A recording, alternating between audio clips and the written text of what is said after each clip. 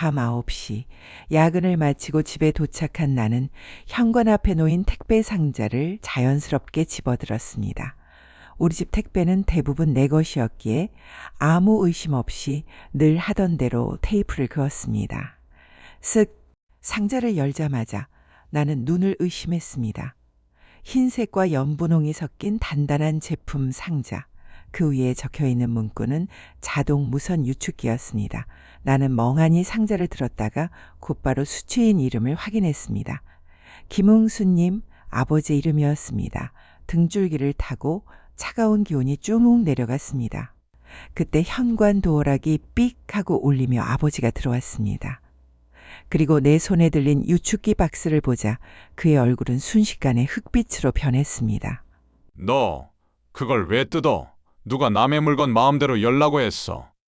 아버지는 서류 가방을 바닥에 떨어뜨리고 달려와 내 손에서 상자를 낚아챘습니다. 그의 눈은 공포와 초조함으로 흔들리고 있었습니다. 아빠, 이게 뭐예요? 왜 아빠 이름으로 왔어요? 회사 동료 거야. 주소를 잘못 적어서 온 것 같다고. 내가 대신 갖다 줘야 해. 쓸데없는 거 묻지 마. 아버지는 상자를 코트 안에 감추듯 끼워 넣고 신발도 제대로 끌어 신지 못한 채 황급히 현관을 나서면서 오늘 저녁 약속 있어. 기다리지 말고 먼저 먹어.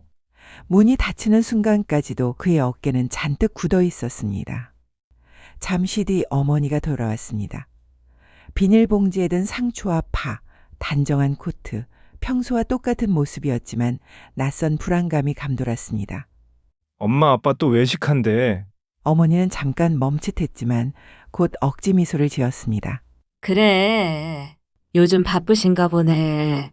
하지만 찻잔을 들던 그녀의 손가락 마디는 하얗게 질릴 만큼 힘이 들어가 있었습니다. 그 작은 떨림이 고통을 억누른 사람의 소리처럼 느껴졌습니다. 저녁 식탁. 냉장고의 웅웅거림만이 공간을 채웠습니다. 엄마, 아빠 요즘 너무 바쁜 거 아니야? 어머니는 나의 차갑고 축축한 손을 잡았습니다. 얘야, 결혼하고 살다 보면 다 그래.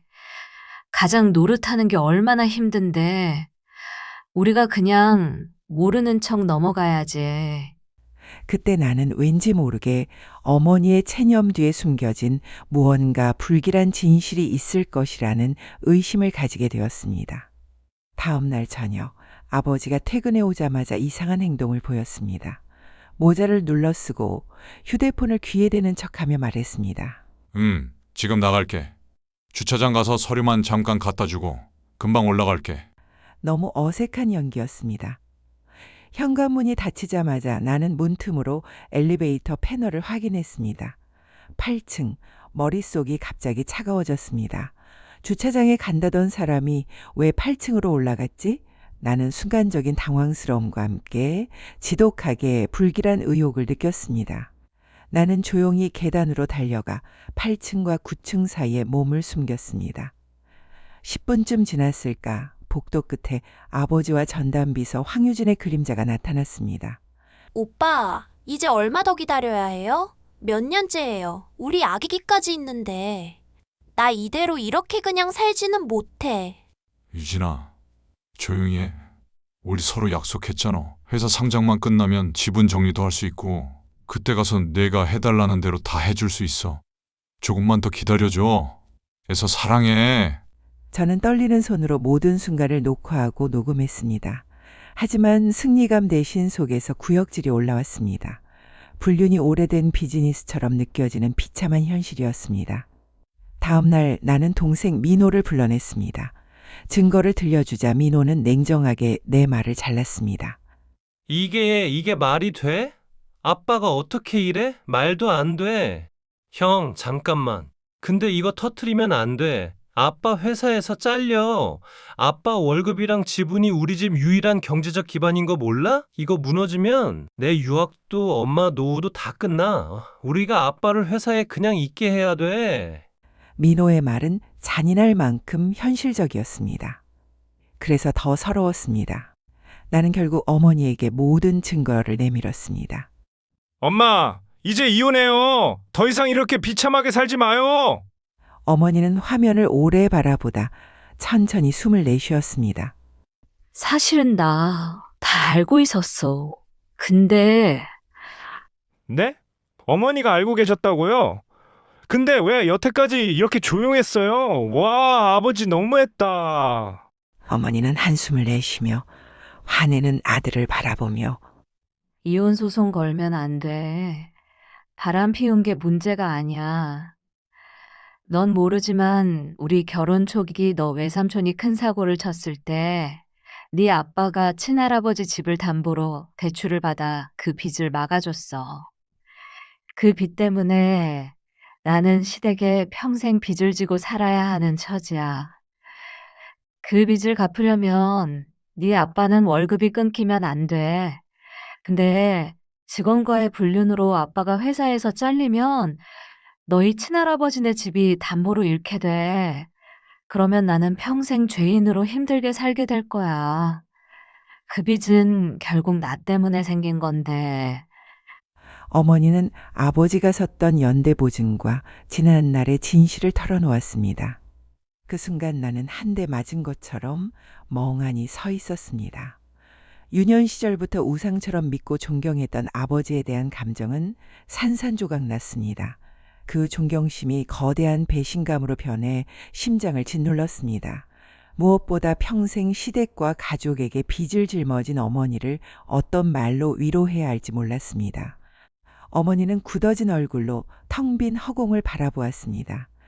남편의 바람을 알면서도 그를 파렴치한 불륜남이 아닌 가족 생존을 위한 기계로 관리하며 살아야 했던 기나긴 세월.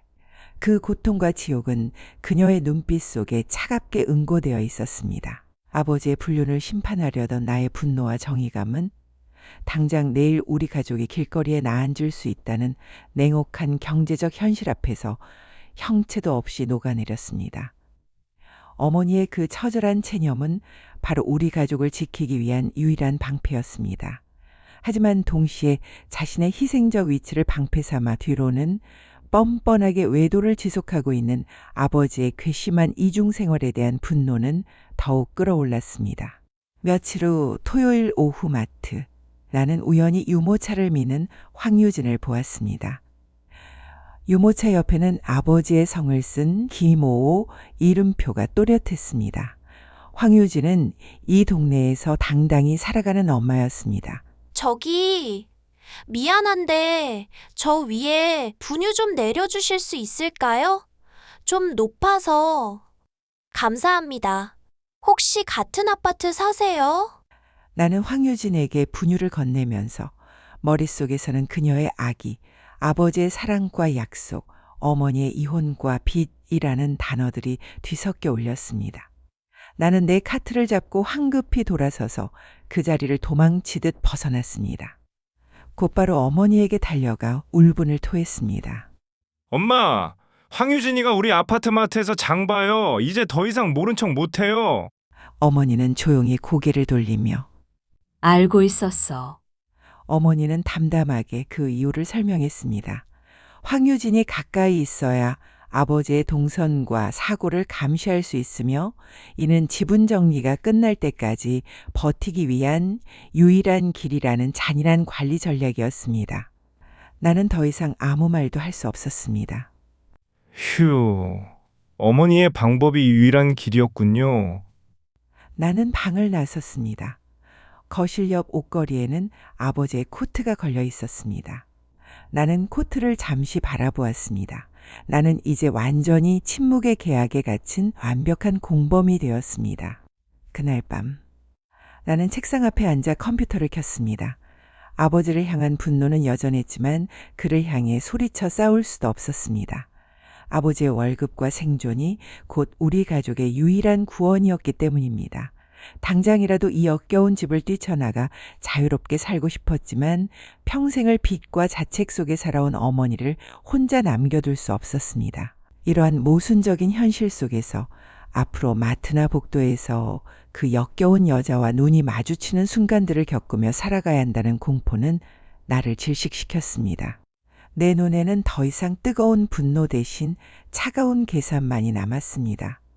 매일 황유진과의 접촉을 피하기 위해 아버지의 동선을 신경 쓰고 아버지의 월급이 끊어지지 않도록 불안한 마음으로 회사 뉴스를 확인하는 행위 자체가 지독한 스트레스였습니다. 아버지는 이제 용서할 수 없는 불륜남인 동시에 우리 가족의 생존을 쥐고 있는 유일한 생명줄이었고 나는 그 생명줄이 끊어지지 않게 지켜야 하는 이 비극적 현실 속의 또 하나의 슬픈 공범이었습니다. 가슴속 깊은 곳에서 터져나오는 낮은 한숨처럼 중얼거렸습니다. 사람들이 그러지. 여자는 돈 없으면 나쁘게 변하고 남자는 돈 있으면 나쁘게 변한다고 하던데 결국 돈 때문에 침묵을 선택한 비겁자가 나였어.